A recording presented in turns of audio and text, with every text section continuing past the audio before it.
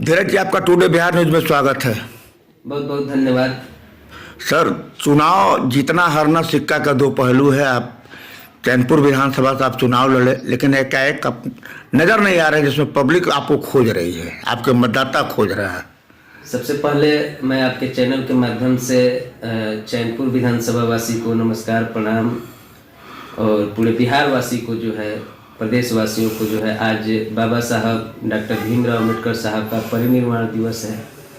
इस परिनिर्वाण दिवस पर बाबा साहब को नमन करते हुए पूरे प्रदेशवासियों को शुभकामना देते हुए आप सभी को नमस्कार प्रणाम आदाब करता हूँ, जय भीम करता हूँ। चुनाव हारना जीतना अलग है, लेकिन चैनपुर विधानसभा के सम्मानित जनता ने एक जनादेश दिया। 51,200 मतों से हमको जो है वहाँ प्राप्त हुआ चैनपुर विधानसभा में। मैं उन सभी मतदाताओं को, मतदाता मालिकों को बहुत बहुत धन्यवाद एवं आभार व्यक्त करता हूँ, जो एक युवा को यहाँ तक चौंकाने का काम किए।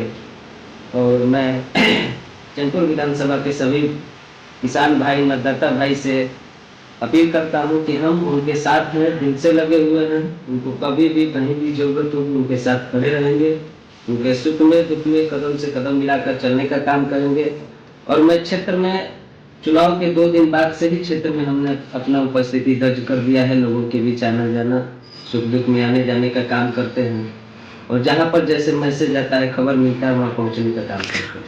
सर, नई सरकार का गठन हो गया, विधानसभा अध्यक्ष चुन लिया गया, कैबिनेट बट गई, लेकिन बिहार के खास करके मैं तैमूर की बात करूंगा। तैमूर की बात छोड़िए, मैं आपके चैनपुर विधानसभा, भभुआ विधानसभा का बात करूंगा।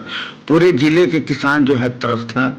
किसान धान काट कर अपने खेत में रखे हुए हैं, और दूसरी तरफ पैक्सों का जो हड़ताल था, उसी बीच में किसान जो है बहुत बुरी हालत में जिंदगी जी रहे, उपभोग की जिंदगी जी रहे। इस पर आप क्या कहना चाहते हैं सरकार को? सही बात है। किसान अभी पैक्स अध्यक्ष लोग यहाँ पर हड़ताल में थे। उनका कारण था क्योंकि पैक्स अध्यक्ष जो कमेटी है वो बहुत घाटे में चल रही है। सरकार का जो नियमावली आ गया है पिछले 2 वर्ष से, जो है कि उसीना का, क्योंकि इस कैमूर जिले में जितने पैक्स अध्यक्ष हैं, एक एक मिल पर 10-10, 15-15 पैक्स अध्यक्ष टैग हैं, और वहां पर उस मिल का प्रोडक्शन बहुत कम है।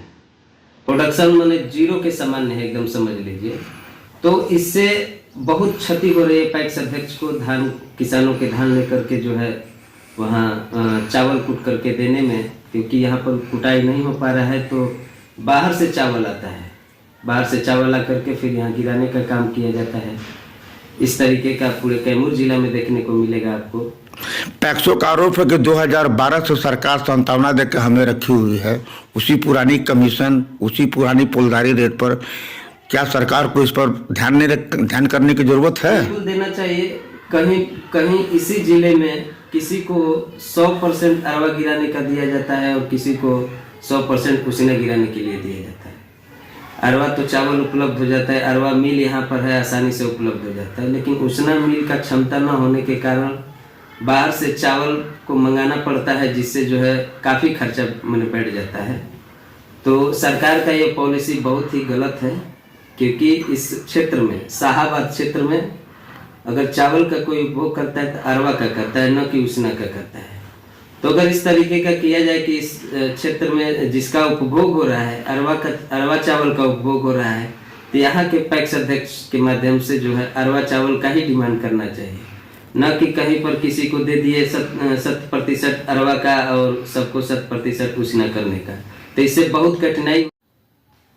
एक्सप्रेसवे निर्माण के में पिछले 2 सालों से किसान के लिए जन आंदोलन सभी राजनीतिक दलों ने किया, सांसदों ने किया, विधायकों ने किया, यहाँ तक कि टिकट जी को भी बुला लिया गया। और ढाक के पात 3 है, वही हालत है। किसान आज भी भाग दौड़ में मचे हुए हैं मुआवजा राशि के लिए, और आप भी चुपचाप बैठे हुए हैं। आप भी पहले बोलते थे कि मुआवजा राशि मैं दिलवाऊंगा, लड़ाई लड़ूंगा, ऐसा क्या कारण है? नहीं, हम लोगों ने किसानों के लिए लड़ाई लड़ने का काम किया, धरना प्रदर्शन भी हम लोगों ने किया वहाँ पर। आज भी किसान जो है भटक रहे हैं। चुनाव का दौर था, उस समय बहुत सारे लोग आश्वासन दे दिए कि यहाँ पैसा मिल जाएगा, यहाँ ऐसे मिल जाएगा, लेकिन आज भी किसान जो है उनका फसल रौंद दिया गया, वहाँ पर कार्य चल रहा है, लेकिन उनकी मुआवजा जो है अभी तक नहीं मिली है। आज भी किसान ऑफिस में भटक रहे हैं, इधर उधर भटक रहे हैं, उनको मुआवजा उचित नहीं मिला हुआ है और बहुत सारे किसान को तो मिला ही नहीं है और उनके खेत में जो है कार्य चालू कर दिए गए। तो सरकार से अपील है, यहाँ के जनप्रतिनिधि से अपील है कि किसानों को धोखा देने का काम न करें, किसानों के हक की लड़ाई लड़े, किसानों को जो उचित मुआवजा है वो देने का काम करें। तो आपने तो पिछले सवा कहा था कि अगर किसानों को उचित मुआवजा नहीं मिलेगा तो धीरज सिंह आंदोलन करेगा। बिल्कुल किया जाएगा, क्योंकि किसान का ही जब तक काम नहीं होगा तो बाकी सबका पेट कैसे भरेगा।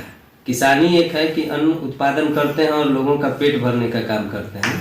तो किसानों के हक और अधिकार की लड़ाई लड़ने के लिए हम लोग सड़क पर भी जाना पड़ेगा तो चलेंगे और इसकी तैयारी भी मैंने चल रही है। जब तक मुआवजे की चल रही है बात, मुआवजे अगर नहीं मिलता है तो सारे किसान जो है आकर के सड़क पर उतर आएंगे। धीरज सिंह जी, आप प्रदेश के महासचिव है, एक मेरा आखिरी सवाल है SIR के मुद्दे पर। एक तरफ तेजस्वी यादव कहते हैं कि मतदाताओं का जो हमें जनाधार मिला वो स्वागत का योग्य है, मैं उनका सम्मान करता हूं। दूसरा तरफ लोकसभा में आधा समय SIR पर बर्बाद हो रहा है। ये दो तरह का राजनीति कैसे काम चलेगा? आपकी पार्टी भी इस पर चुप है, जैसे उनकी सहमति बनी हुई है। इस पर आप क्या कहना चाहते हैं? SIR का कहीं से गलत है? इससे आपको कितना वोट कटा? ये तो सही है, SIR के माध्यम से सरकार, वर्तमान सरकार जहां है वो अपने सरकार बनाने में कामयाब हो रही है। वोट बैंक की राजनीति करते हुए अदर पार्टी का, अदर संगठन का वोट को काटने का काम कर रही है। बहुत सारे लोग को गए अपने बूथ पर जाकर के कह रहे हैं कि पिछली बार हमने वोट दिया था, इस बार मेरा नाम ही नहीं है। क्या आपके साथ में ऐसा हुआ है? हुआ है, बहुत सारे लोग मिले, अब वहाँ वोटर लिस्ट दिखवाए, अब उनकी जागरूकता की कमी थी, उनको नहीं समझ पाए वो लोग, तो अब जाकर के मतदान केंद्र पर देख रहे हैं तो बोल रहे हैं कि हम तो पिछली बार दिए थे, इस बार मेरा नाम ही नहीं है। तो SIR का तो काम चालू आपके उत्तर प्रदेश में भी, लेकिन बहन मायावती जो हैं वो चुपचाप लगाए हुए हैं। नहीं, चुप नहीं लगाई है, वहाँ पर चल रहा है, बहस भी चल रहा है, वार्तालाप भी चल रहा है, अपना आंदोलन भी चल रहा है। लेकिन सरकार है, इसी के बदौलत जो है सरकार जो है सरकार बनाने का काम कर रही है। भले बिहार की जनता को लग रहा है कि इस बार इतना सीट इस सरकार को मिल गई है, लेकिन यह कहीं न कहीं छल किया गया है, कहीं न कहीं EVM में भी कमी बताया गया है। EVM के माध्यम से ये लोग जीतने का काम किए हैं। दूसरी चीज की जो आचार संहिता है, आचार संहिता का नियम का एक भी पालन नहीं हुआ है। 10,000 रुपये हमारे चैनपुर विधानसभा में 68,000 महिलाओं के खाते में 10,000 रुपये जो है भेजा गया। क्या यह उचित है? आज चुनाव है, चुनाव के वोटिंग के 2 दिन पहले, 4 दिन पहले खाते में पैसा देना यह आचार संहिता का उल्लंघन है। सरकार है, उनका पावर है, उनके पास संसाधन है, उसका उपयोग करके वो सरकार, तो सरकार गठन के बाद भी तो 1500 करोड़ रुपया सरकार डाल दी महिलाओं के खाते में। तो वही चीज करें ना कि डाल करके प्रलोभन दिया गया, यहाँ पर सिस्टम व्यवस्था को हैक किया गया, सारी व्यवस्था को हैक करके यहाँ पर जीतने का काम किया गया है और सरकार इसको कह रही कि हमको मैंडेट मिला हुआ है। तो यह तक सरासर। बहुत बहुत धन्यवाद सर, जो आप टुडे बिहार न्यूज के लिए इतना समय दिया। बहुत बहुत धन्यवाद।